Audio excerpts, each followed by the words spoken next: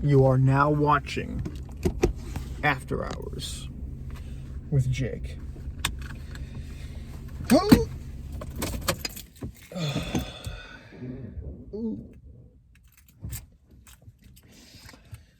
What's up with it? It's your boy, Jake, spitting yet again on the mic. I didn't really have anything planned for this video.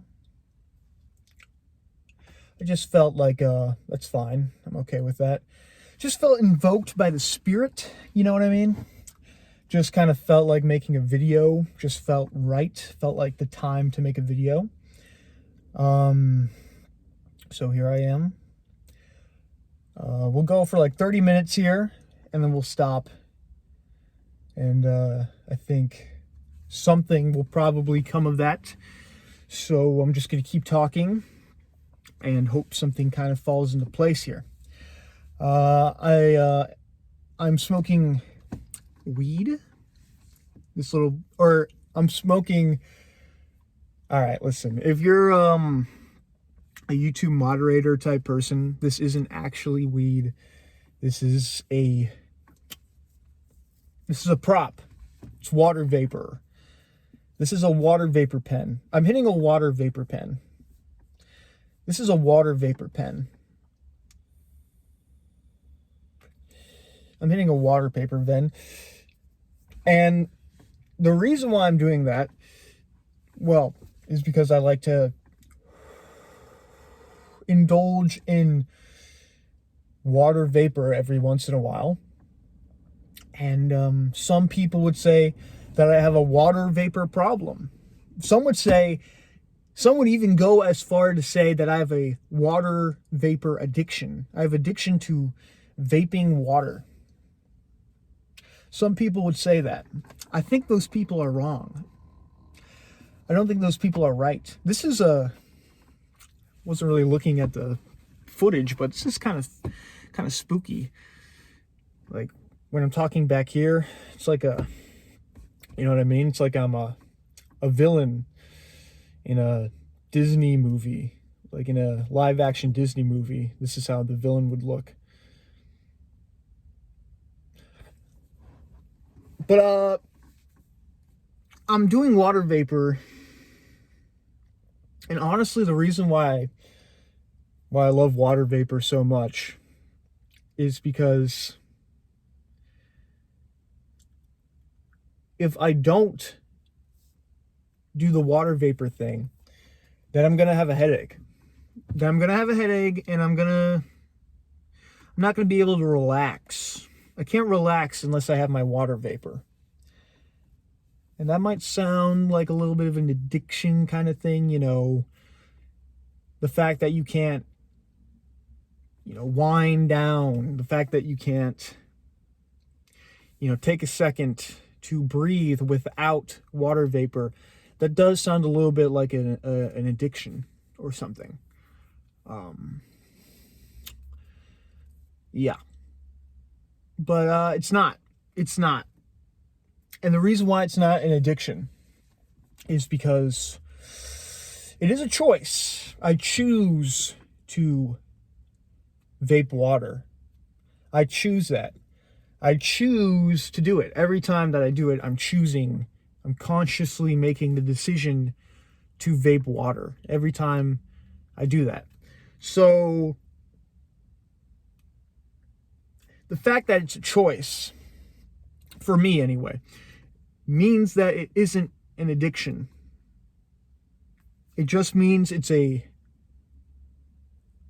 heavily reinforced habit that can be that I can resist. I can say no to the water vapor, I can see the water vapor and I can enjoy the water vapor for what it is. And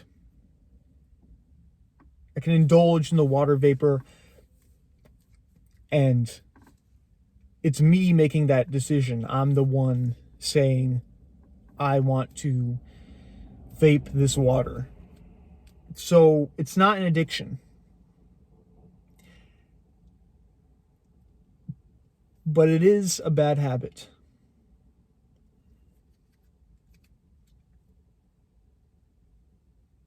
And then you might say, well, what makes it bad? And then I would say, well, maybe what makes it bad isn't obvious. Maybe what makes it bad is not easy to put into words.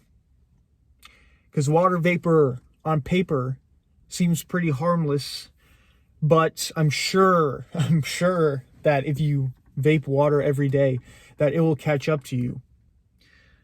So, and you can vape water every once in a while. I mean, that's fine. I think vaping water every now and again is good, but if you're vaping water every day, you definitely have a water vaping problem.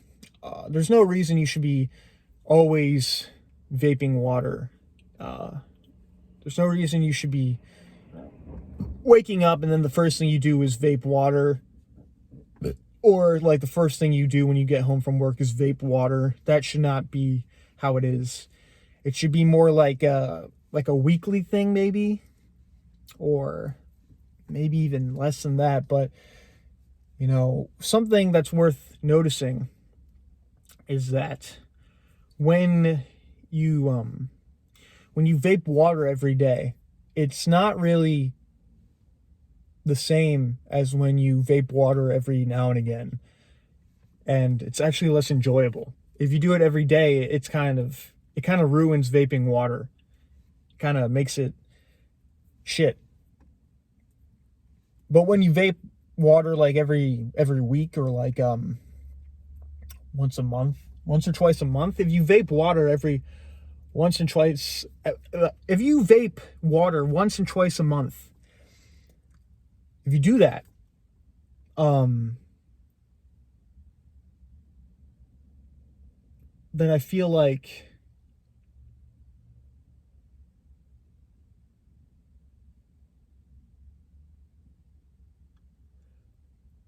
Anyway, we all know what this is an analogy for.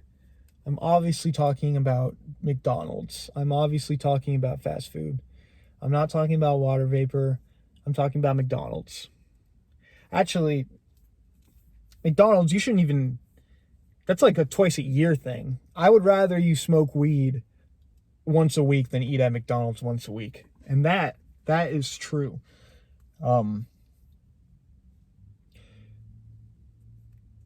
I know I said 30 minutes, but I think I'm just going to do 10 minutes here. I was thinking of making this one a Jcast, and now I think Jcast is dead, by the way. If you're a longtime fan and you made it this far into the video, I think that's an update for you, is that Jcast is dead. I don't know if I can do Jcast anymore.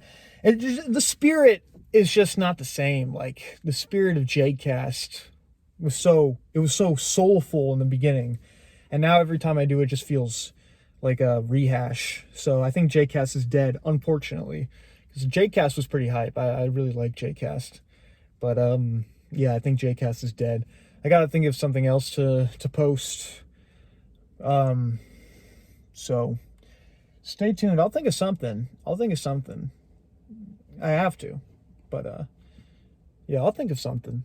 But yeah, Jcast is dead. Okay, it's just too hard. The soul isn't there anymore. I mean, I still have a soul. It's just Jcast is not it anymore. It's something else. I got to think of something else. I'll think of something else. Yeah, by the way, yeah, I'm smoking weed again, by the way. I'm smoking weed again. I'm hitting the weed pen all the time again. It's just too good, man. It's just, well, I'll get a hang of it, though. But I think my final piece of advice when it comes to weed is that I really know nothing, and that anything that I say is totally without value until I actually do the thing that I'm trying to do.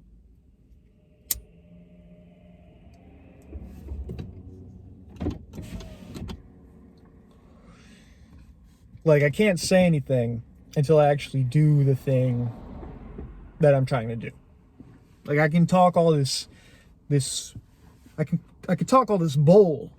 I can talk all this bowl of noodles. But that doesn't mean anything until I've actually done it. And so my last piece of advice when it comes to overcoming an addiction is say less.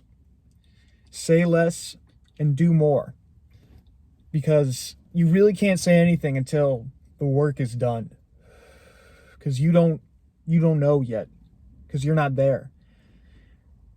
But when you get there, because it is possible to get there, when you get there, then you can start talking your your poop. You can start talking your schneisty when you get there. So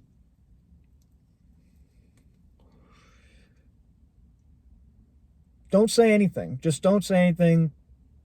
Just do it. And do the best you can. And don't be too hard on yourself. And get help, find help in the small things, like if you got a friend that smokes weed, just like be like, hey man, I'm not smoking weed anymore. If you could, like, if it's your roommate, you could be like, could you stop smoking that? Or like, could you put that away? Or, something like that. Small things. You can ask people for help. Like reminders, like, hey, don't smoke weed today. And it's like, oh, thanks for reminding me. I almost did it. But,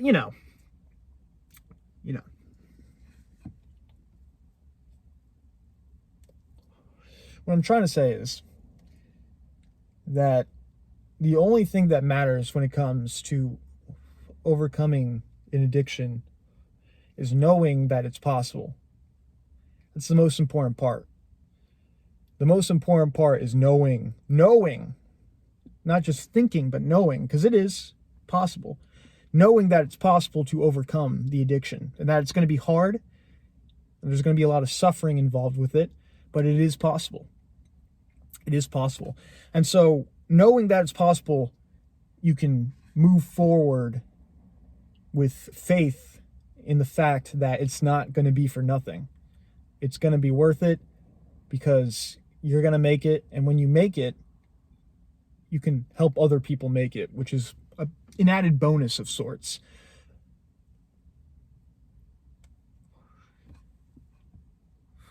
So you should just try your best to give it up. Be reasonable with yourself and be realistic. And try and fill the void with something. Whatever it is you're giving up, try and fill that void, because a hole will be left in your heart when you give up that thing you're addicted to. You got to find something to fill the hole. That comes down to you. That's up to you to find out what it is you want to fill that hole with.